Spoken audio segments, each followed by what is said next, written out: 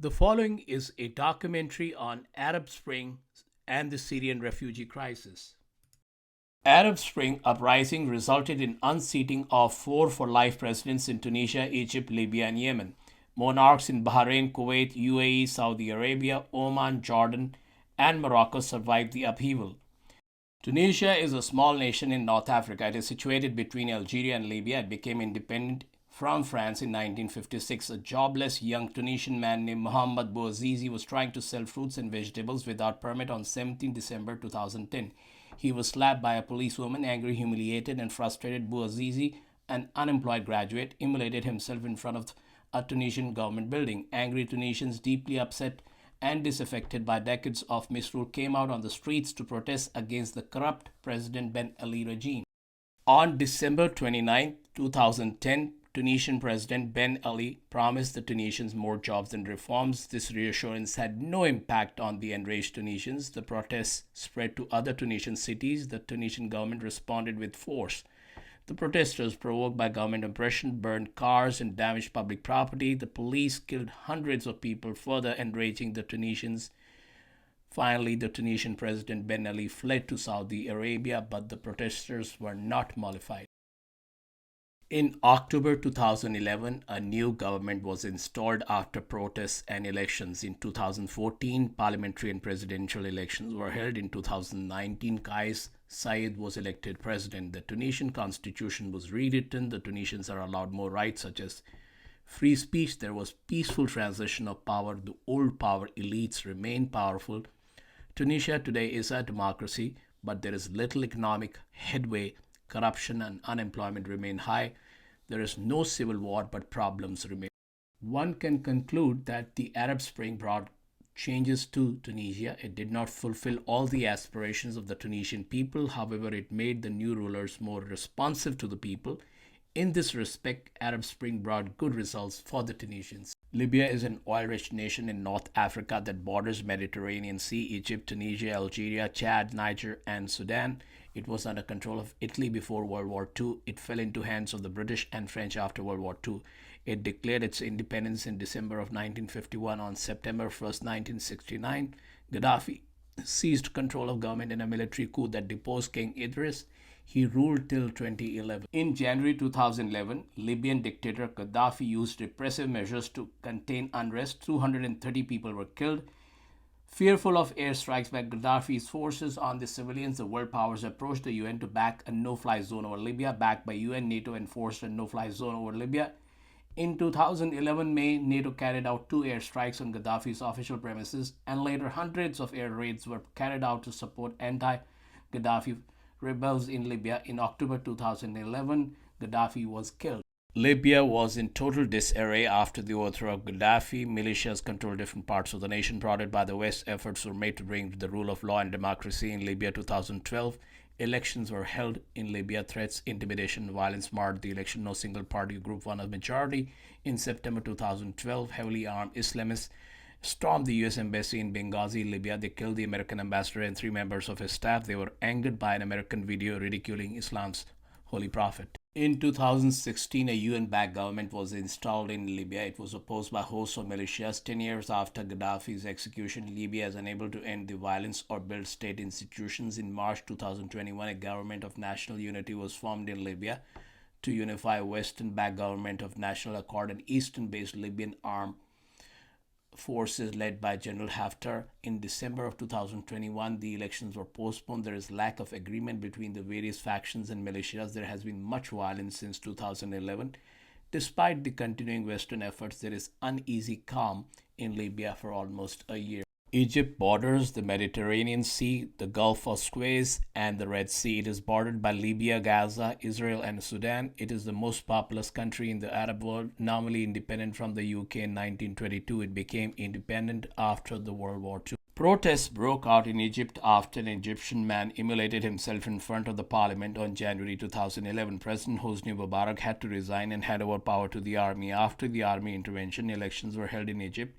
In June of 2012, Mohammed Morsi of the Muslim Brotherhood was declared the president of Egypt. Morsi, as president of Egypt, lasted only a year in power. He was ousted by the army. In April 2019, Abdel Fattah el-Sisi, the army general, became the president of Egypt after the constitution was amended. In the last 10 years, the Egyptian regime is more repressive than ever before. Poverty remains a major problem. Some improvements have taken place, such as social security, pension, and improved infrastructure over the last 10 years. However, 30% of the Egyptian population was living below the poverty line in the year 2019-20. The fall of Mubarak in Egypt and lack of active intervention by the US forced the Saudis to be more proactive in Egypt. In May 2011, Saudis offered $4 billion aid to Egypt. The Saudis were alarmed by the Muslim Brotherhood winning 50% of votes and Morsi becoming the president of Egypt. Morsi's friendliness towards Iran and his efforts to end Syrian war by inviting Saudi Arabia, Egypt, Iran, and Turkey was not liked by Saudis. In the past, Gamal al-Nasir's call for pan-Arab nationalism, socialism, and fall of regions, monarchies had created great domestic problems for the Saudis in the 50s. The Saudis did not want a transnational movement like Muslim Brotherhood creating any domestic problems in Saudi Arabia. Egyptian opposition protests and impending bankruptcy of Egyptian state made Saudis support a coup against Morsi to stabilize Egypt. Saudi Arabia, Kuwait, and UAE gave $12 billion aid to Egypt. Sisi has made Egypt stable by expanding presidential and military powers but totally eroding democracy. In 2021, Sisi did not renew the 4-year state of emergency. In summary, Egypt is certainly not better compared to 2011. Bahrain is a small nation in the Persian Gulf. Other Gulf states include Kuwait, Saudi Arabia, Qatar, and UAE. Bahrain's depleting oil reserves has made it turn to oil refining and banking. Bahrain got its independence from Britain in 1971. The US maintains 2 military bases in Bahrain. Bahrain is ruled by a Sunni minority. The Shias, who constitute the majority, are sidelined and discriminated against. The 2011 uprising was led by Shia majority population who demanded an elected representative government. The Shia majority population has been marginalized and disenfranchised by the minority Sunni ruling elite for a long time. They have genuine grievances that the ruling elite has not addressed. The Bahraini Sunni monarchy called the protests an Iranian plot. Iran is a Shia nation. There is intense rivalry and animosity between Saudi Arabia, a Sunni autocracy, and Iran, a Shia theocratic autocracy. Bahrain banned all political parties, tried civilian protesters in military courts, and jailed them. On March 14, 2011, 1,000 Saudi troops, 500 UAE police, and some Qatari troops were brought to Bahrain. The next day, tanks, armored personnel carriers, and army trucks moved into Bahrain. A 3-month state of national safety, partial curfew, and a ban on public rallies was imposed. Broad powers were given to the army. There were attacks on protesters by pro-Bahrain regime civilians and security forces. The public protests were crushed and the opposition leaders were jailed. Shias in Saudi Arabia and Kuwait protested against the treatment of fellow Shias in Bahrain. Iran's Grand Ayatollah Ali al-Sistani voiced his support for peaceful protests in Bahrain. Bahrain has allowed immigration of Sunnis from other nations, including Pakistan and non-Arab states. These Sunnis have been accommodated in the security forces and given Bahraini citizenship. The Shia population of Bahrain considers this move a demographic manipulation and opposes it. 10 years have passed since the last uprising in 2011. Bahrain has not changed much. Small protests were still held in Bahrain in 2021. They fizzled out due to COVID restrictions and heavy police presence. In Bahrain, the conflict remains unresolved. Clashes keep taking place between Shia youth and the Bahraini police. Bahrain's economy is dependent on Saudi Arabia. The ruling hardliners in Bahrain are close to Saudi Arabia. Saudi Arabia occupies most of the Arabian Peninsula. It has borders with Iraq, Jordan, Kuwait, Qatar, Oman, Yemen, and UAE. Its state religion is Wahhabism, the ultra-conservative form of Islam. It is the largest country in the world without a river. It has world's second highest oil reserves after Venezuela. The takeover of Grand Mosque in Mecca by Saudi extremists in 1979, Iranian Islamic Revolution in 1978-79, and the Soviet invasion of Afghanistan in 79 were the three cardinal events that shaped Saudi foreign and domestic policies. These changes forced Saudi Arabia to promote the more extreme form of Islam or Wahhabism. In 1979, fundamentalist Islam became the state religion in Saudi Arabia. In 2011, unrest in Saudi Arabia was triggered by self-immolation of an old man. The Saudi public protested economic hardships, anti-Shia discrimination, and lack of freedom in carrying out political activities. Most of the unrest took place in Shia-dominated, oil-rich eastern province. The residents in this province had faced much repression, marginalization, and inequality for years. The Saudis promised to spend $130 billion to increase salaries, build houses, and carry out other development projects to contain the unrest while coming down heavily on the local protesters. The Saudis blamed Iran for instigating its Shia population. It jailed the leaders of the protest movement and crushed the unrest with an iron fist. Shias comprise 15% of the Saudi population. Shias suffer discrimination in Saudi Arabia. Most of them live in the eastern province. The Wahhabis do not recognize Shias as Muslims. There have been many instances of Shia protests and repression by the Saudi authorities in the past. By 2013, the eastern province of Saudi Arabia was caught up in protests and harsh crackdown by the Saudi government. In 2005, installation of Iran-friendly Shia-dominated government in Iraq played into Saudi's fears. Iranian nuclear program scared the Saudis. The rivalry with Iran and Iran's influence on four neighboring nations, namely Lebanon, Syria, Iraq, and Yemen, was problematic for the Saudis. Saudi monarchy enjoys religious and historical legitimacy as the custodian of Holy Mosque of Islam. There are 13 regions in Saudi Arabia with different cuisines and traditions. Saudi Arabia is a large country with a diverse culture. From 2017 to 19, Saudi Prince Mohammed bin Salman or MBS ordered arrests of many princes and businessmen and forced them to surrender their loot. 10% of all government spending goes in corruption. MBS, the crown prince, is now promoting moderate Islam. He calls it restoring Islam to its roots. Religious police now refrains from harassing Saudi women. Women are allowed to drive in Saudi Arabia. The country is opening to foreign tourists and exploring ways to diversify its economy.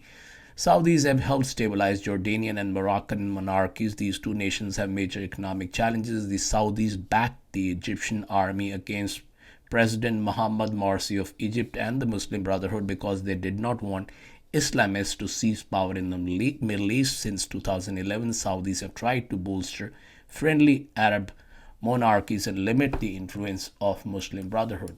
The Saudis declared Muslim Brotherhood a terrorist organization and openly approved coup against Egyptian President Morsi. They militarily intervened in Bahrain, where the local Shia population threatened the House of Khalifa. Saudis gave $20 billion to stabilize Bahrain and Oman's regimes. Saudis have supported insurgents against Assad since 2012. In the beginning, the Saudis tried to support President Assad as he dealt harshly with the unrest in his country because the Saudis did not want Iran to get involved.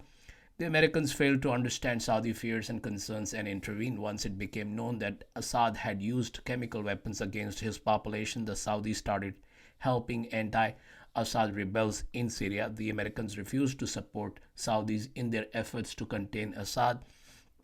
Saudis are paranoid about the influence of Iran on its and Bahrain's Shia population. In the recent years, the alleged sabotage of Iranian centrifuges by the Israelis and the Americans led to Iran retaliating against the Saudi oil company. Hackers crippled computers of the Saudi oil company and disabled its computers and hardware of energy firms, including RAS Gas of Qatar. Terrorist cells allegedly controlled by Iran attacked Saudi diplomats between 2007 and 2012. 5 Iranian nuclear scientists were allegedly killed by Israeli Secret Service and or CIA in 2011. Iranians stuck back in Karachi. A Saudi diplomat was killed. Saudi ambassador in Cairo was poisoned. There was a failed assassination attempt on Saudi ambassador in Washington in 2011. Oman is a country on the southeastern coast of the Arabian Peninsula. It is the oldest independent state in the Arab world. It shares land borders with Saudi Arabia, UAE, and Yemen. It shares maritime borders with Iran and Pakistan. It competed with Portuguese and British for the influence in the Persian Gulf and Indian Ocean in the past. It came under British influence in the 20th century. Sultan Qaboos bin Said, its hereditary absolute monarch, ruled it from 1970 until his death in January 2020. Oman has faced unrest during Arab Spring in 2011 and unemployment-related unrest in 2018-19. During the Arab Spring, the citizens demanded more political power, more employment, and sought economic reforms. The regime conceded some demands and repressed the unrest. The unrest did not aim to overthrow the regime. The nation is ruled by a sultan who seeks counsel from a bicameral legislative body. The lower house members are directly elected by the citizens. The upper house members are selected by the king. During 2011, mostly peaceful unrest, the protesters demanded socio-economic reforms, higher living wages, price cuts, better employment opportunities, and political reforms. The regime offered monetary concessions and minimal political reforms but used repression to deter further protests. The king reshuffled his cabinet, fired some officials, and dissolved the Ministry of National Economy. The reforms did not limit the king's powers. The regime offered to create new jobs in the public sector, give monthly unemployment benefits, reduce pension contribution rates for civil servants, and increase private sector minimum wage. Nationwide protests against economic hardship erupted in January 2018, December 2018, and January 2019. The regime mollified the wider population with financial incentives. It repressed opposition with strawman tactics. 10 years after the 2011 unrest, reforms made by the regime appeased protesters without bringing any significant change in governance. The oil-rich Gulf nations provided $20 billion aid to Oman and Bahrain after the Arab Spring protests. Oman used the aid to stem any uprising. Since 1985, Oman has maintained a close relation with Iran. Oman has played an obstructive role in Gulf Cooperation Council in the past. It has opposed Saudi dominance in the Gulf Cooperation Council and the Union of Gulf States. In conclusion, Oman has not changed much after the events of 2011. Morocco shares borders with Algeria, Western Sahara, Atlantic Ocean, and Mediterranean Sea. It is the only African nation with coastlines over the Atlantic Ocean and the Mediterranean Sea. It is a liberal authoritarian regime. The protests during the Arab Spring did not demand removal of the monarch Mohammed VI from the office. The movement asked for election of prime minister by the parliament and not by the king. This was an old demand. The monarch did not counter the protests with much violence. The king had started some reforms even before the Arab Spring. The king showed willingness to change with the new realities of the Arab Spring. He appointed trusted reformers and not elected politicians to draft a new constitution. A relatively liberal constitution was drafted. Everything about it was stage managed. Repressive measures continued. The king managed a show for the international community and approval and maintained stability in Morocco. The winds of change unleashed by the Arab Spring have made the young Moroccans restless. The new constitution promoted gender equality. It gave the language of Amazigh or Berber people official status as the Morocco's second official language. There have been many protests since the Arab Spring unrest. The authorities allow some demonstration but quickly crush any serious unrest. The government is repressive and the inequalities in the nation have become worse since the COVID pandemic. Syria is on the eastern end of the Mediterranean Sea. It shares borders with Turkey, Iraq, Jordan, Israel, and Lebanon. It became independent in 1946. Hafiz Assad became the president after a coup in 1970 and ruled for 30 years. His son Bashar Assad became president after his death in 2000. Syria was defeated by Israel in 1967 war. Syria spends precious resources on defense due to Israeli threat. Before this civil war, Syria had a diversified economy. In March 2011, pro-democracy protests erupted all over Syria. Assad's regime cracked down hard. By 2012, the protests had turned into a civil war. Droughts in 2006 to 2010 reduced thousands of farming families to poverty and despair in Syria. In March of 2011, a few children were tortured for writing anti-regime graffiti on the walls. Protests spread in Syria after people watched regime brutality on social media.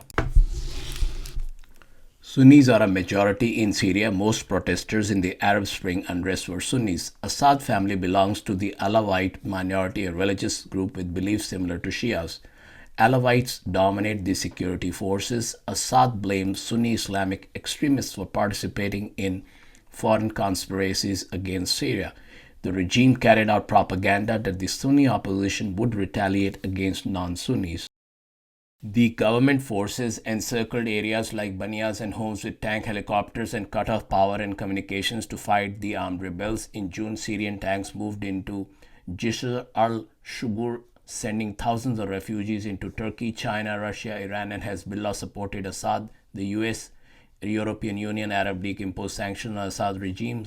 Qatar, Turkey, and Saudi Arabia opposed Assad. Russia and China vetoed UN Security Council resolutions condemning Assad. Iran and Hezbollah sent its fighters in Syria in support of Assad regime. In November 2011, Assad agreed to stop violence against protesters, remove tanks, and release political prisoners. In December 2011, a delegation from the Arab League visited Syria to monitor ceasefire agreement. However, it lost credibility with the opposition. Another agreement brokered by the UN and the Arab League resulted in a short partial ceasefire in April 2012. In June 2012, the UN produced the Geneva Communique, which provided a roadmap for negotiations to establish a transitional governing body for Syria. The US and Russia could not agree on the specifics of a future Syrian government and the role and inclusion of Assad in such a government. By early 2012, the opposition group Syrian National Council was unable to fight Assad due to differences within and infighting. The nations supporting the opposition forces wanted to carve out their influence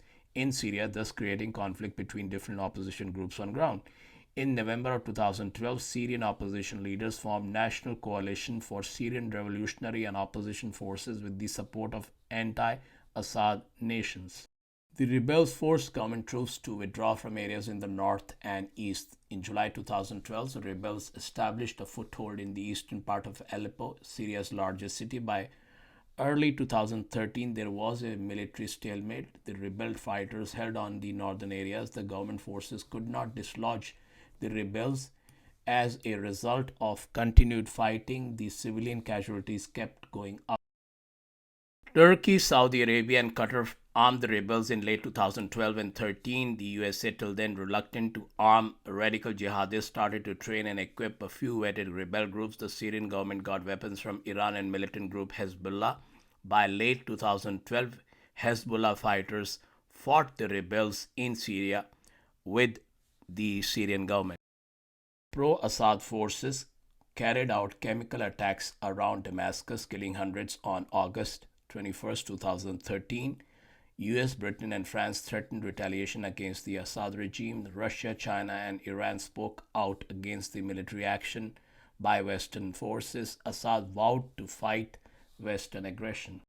The British Parliament refused to authorize strikes in Syria on August 29, 2013. US Congress did not approve US involvement in Syrian conflict. Russia, Syria, and USA reached an agreement to place Syria's chemical weapons under international control. All declared chemical weapons were removed from Syria by June 30, 2014. In April 2013, al-Baghdadi, the leader of al-Qaeda in Iraq, combined his forces in Iraq and Syria under the name the Islamic State in Iraq and Syria, or ISIL. The USA launched airstrikes in Iraq to prevent ISIL from advancing into the autonomous Kurdish region in the northern Iraq and to shield Christian and Yazidi communities. The USA and a coalition of Arab states expanded their campaign to strike ISIL targets in Syria. In the summer of 2015, Russia began to take a more active role in the conflict. In September 2015, Russia launched its airstrikes targeting mostly rebels fighting against Assad. In September 2016, Russian and Syrian government forces bombed the rebel-held eastern part of Aleppo, causing multiple civilian deaths. In 2016, ISIL collapsed due to simultaneous confrontation with Kurdish forces and their American allies. Pro-Assad Syrian forces supported by Iran and Russia and a Turkish-backed coalition of rebel groups. In October 2017, the Kurdish Syrian Democratic Forces defeated ISIL forces. Assad's forces also attacked ISIL forces.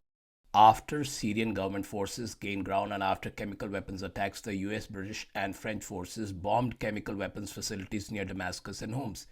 Israel targeted the Iranian military in Syria in 2018. After Iran shelled the Golan Heights, Israel launched its heaviest bombing in Syria. Israel destroyed nearly all of Iran's military infrastructure in Syria.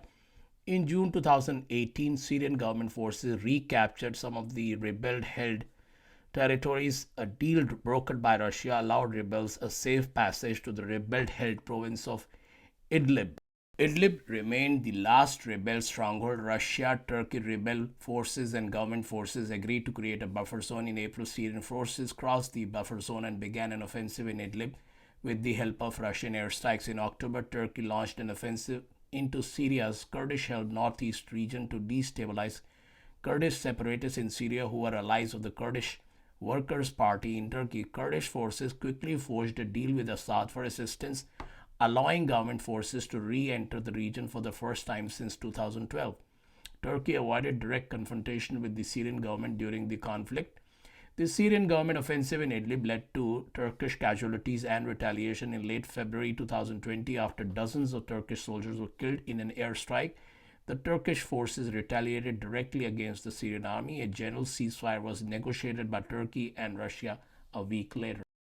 On January 2, 2022, Russian jets bombed areas near the northwestern Syrian city of Idlib, marking a new year flare-up for the last opposition-held bastion. On January 13, 2022, 3 people were killed in a series of explosions, including 2 suspected suicide bombings in northwest Syria near the Turkish border. Syria knows no respite from violence since 2011. More than 350,000 Syrians have died due to this 10-year conflict. More than half of Syria's population of 21 million is internally or externally displaced. In 2019, economic activity in Syria shrunk by more than 50% compared to 2010. There is no resolution in sight. Assad has managed to survive. Recently, Saudi Arabia, Egypt, Jordan, and UAE have made friendly gestures to Assad. Due to diplomatic support by Russia and China and military help by Russia and Iran, Assad has survived these 10 years. Assad knew that Turkey, Lebanon, Jordan, and Europe didn't want any Syrian refugees. Turkey is under pressure from inside due to the burden of refugees and its own economic challenges. Europe has paid Turkey to keep the refugees out and discourage migration of the refugees from the sea route. Syrian refugees have sought asylum in more than 130 nations. Most, or 5.5 million of them, are in Turkey, Lebanon, Jordan, Iraq, and Egypt. Turkey has the highest number of Syrian refugees, namely 3.6 million. Europe has 1 million Syrian refugees. Germany has 59% and Sweden has 11% of this refugee population. Germany has 560,000 of these refugees. Jordan, Lebanon, and Iraq have the high number of Syrian refugees. Syrian refugees were warmly welcomed in the beginning in Germany. Now there is a strong anti-immigrant sentiment in Europe against immigration. The USA accepted 85,000 total refugees in 2016, out of which 12,587 were Syrian refugees in 2016. 6,557 Syrian refugees were accepted in 2017, and only 62 refugees who were Syrian were accepted in 2018. In May 2021, Denmark became the first European nation to revoke residence status for more than 200 Syrian refugees. The Danish authorities argue that parts of Syria are now safe for refugees to return. In July 2021, Denmark had begun to reject Syrian refugees' applications for renewal of temporary residence status. About 1,200 Syrians were affected by this decision. A Social Democrat Party member in Danish parliament stated that some immigrants from Muslim-majority nations have difficulty accepting the Danish values where democracy and rule of law come before religion, women have equal rights, and that law is enacted in parliament and does not come from religion. A 2016 study shows that 49% of people in Britain did not want to accept refugees. Only 20% agreed to accept more refugees. A recent poll shows that 22% of Germans believe that Islam belongs to Germany. 61% believe that Islam does not belong to Germany. In France, the legislators passed bills limiting Muslims in the public sphere. In Czech Republic, a recent opinion poll suggested that 94% of the Czech people believe that the European Union should deport all refugees. In November 2015, Hungarian Prime Minister Viktor Orban stated that terrorists have exploited mass migration by mingling in European societies. The Western governments have implemented strong vetting criteria in receiving refugees. The European Union in October 2015 started closing its border to refugees. Hungary blocked asylum seekers who came via the Balkans and Central Europe. Turkey had a deal with the European Union. The European Union paid Turkey $3 billion to accept deportees and patrol its coast to prevent more migrants from coming to Europe. Who should the Syrians blame for their plight? The cost of demanding democracy was very steep for the Syrians and other Arab nations. Entrenched and corrupt Arab rulers will go to any length to protect their regimes. The nations of the Arab world have to solve their problems peacefully.